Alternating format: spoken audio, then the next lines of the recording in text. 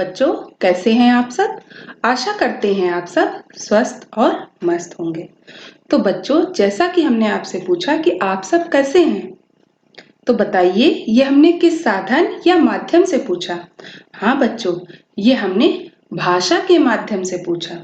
तो ये भाषा क्या है, आज हम बच्चों जानेंगे अपने पाठ के द्वारा, जिसका नाम है भाषा, बोली, लिपि और व्याकरण। तो इसमें सबसे पहले हम भाषा के बारे में जानेंगे। भाषा क्या है? भाषा किसे कहते हैं? भाषा वह साधन है जिसके द्वारा मनुष्य अपने भावों और विचारों का आदान प्रदान करता है।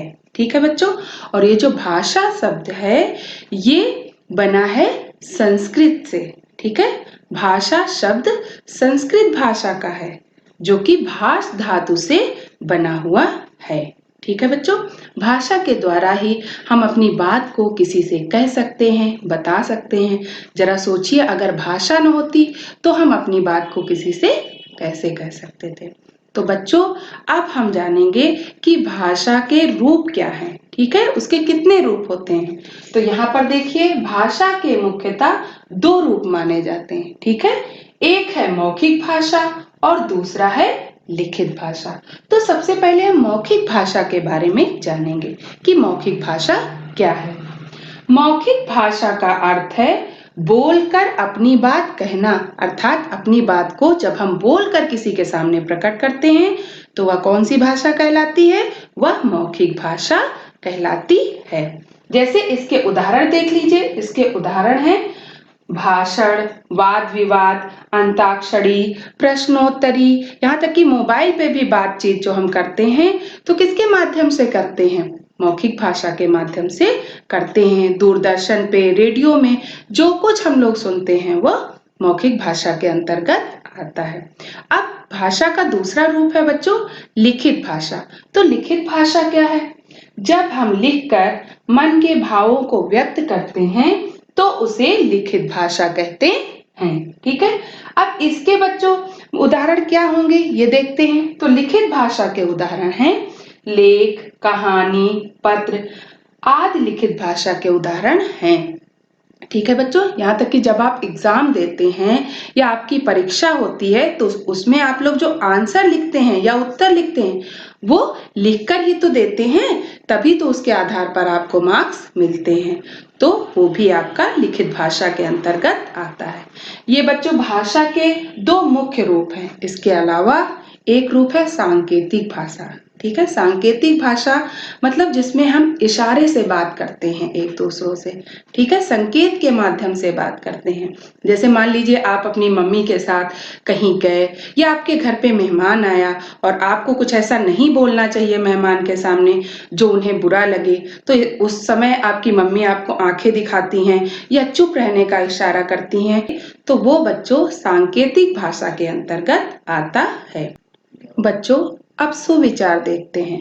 देखिए यहाँ पर लिखा है हिंदी हमारी मातृभाषा है, मात्र एक भाषा नहीं। अब बच्चों यहाँ पे एक शब्द आया है मातृभाषा। अब मातृभाषा क्या होता है? मातृभाषा बेटा उसे कहते हैं जब माता के द्वारा या हम अपने घर परिवार में जो भाषा सीखते हैं उसे मातृभाषा कहते हैं।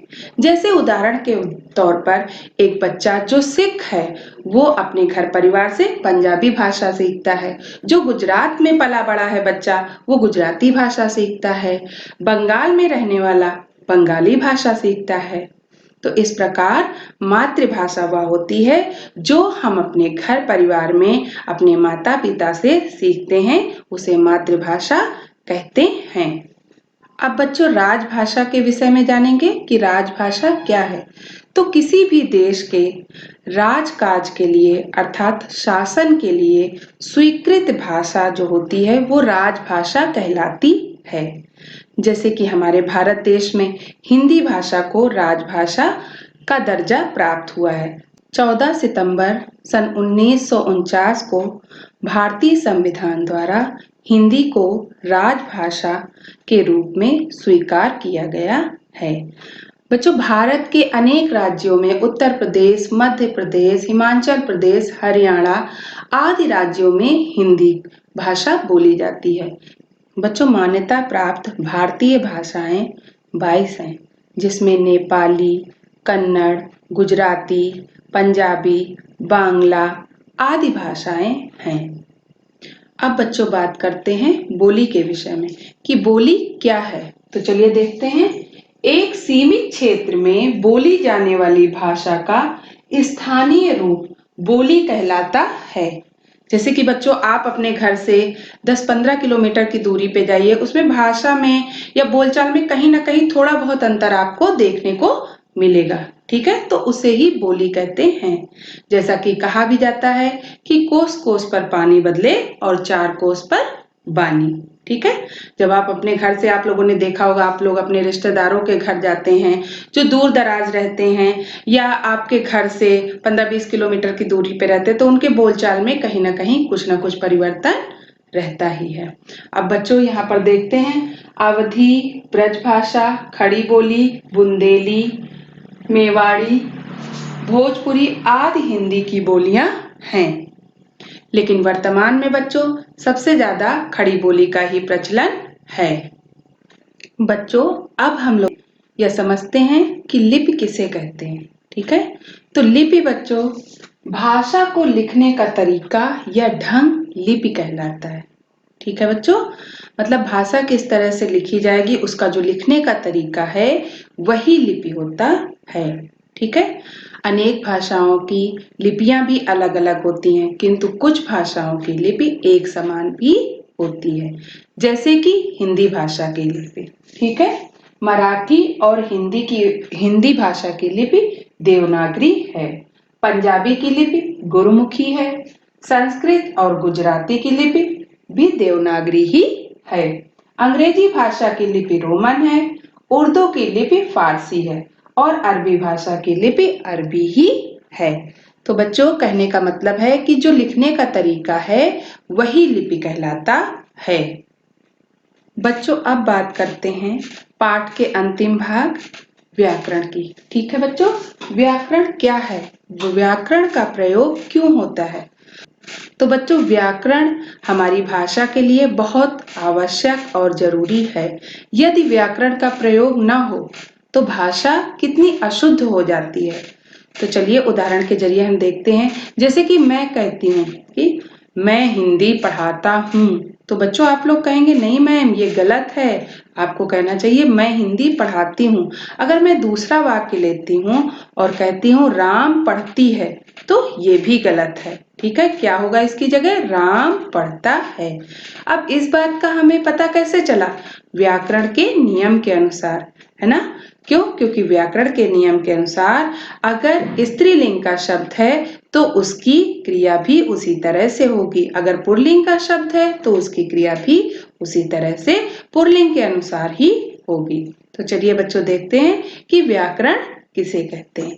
ठीक है, व्याकरण वह शास्त्र है जिसके द्वारा किसी भाषा को शुद्ध बोलने, पढ़ने और लिखने के नियमों का ज्ञान होता है। तो बच्चों, व्याकरण आपने देखा कितनी आवश्यक है। व्याकरण के माध्यम से ही हम अच्छे से किसी से बात कर सकते हैं। ठीक है, कुछ लिखना होगा तो उसमें भी हमें व्याकरण की आवश्यकता होगी। व्याकरण के 3 अंग होते हैं। पहला है वर्ण विचार, दूसरा है शब्द विचार और तीसरा है वाक्य विचार। वर्ण विचार के माध्यम से बच्चों वर्ण के लिखित और मौखिक रूप के बारे में जानकारी करते हैं। ठीक है, कि वर्ण कैसे लिखा जाएगा, कैसे हम उसे बोलेंगे। ठीक है, शब्द विचार, शब्द विचार में शब्द की उत्पत्ति, रचना, उसके भेद आदि के विषय में जानकारी प्राप्त करेंगे। ठीक है, इसी तरह वाक्य विचार, वाक्य विचार में वाक्यों के अंग, रचना और विराम चिन्ह आदि के विषय में जानकारी प्राप्त करेंगे। तो बच्चों, इस प्रकार पहला पाठ जिसका नाम है भाषा, बोली, लिपि और व्याकरण के विषय में आप सबने जानकारी प्राप्त की। बच्चों, आशा करते हैं कि आपको यह पाठ समझ में आया होगा। तो बच्चों, आप लोग यह पाठ पढ़िए ध्यान से, इसका अभ्यास कार्य करिए। धन्यवाद।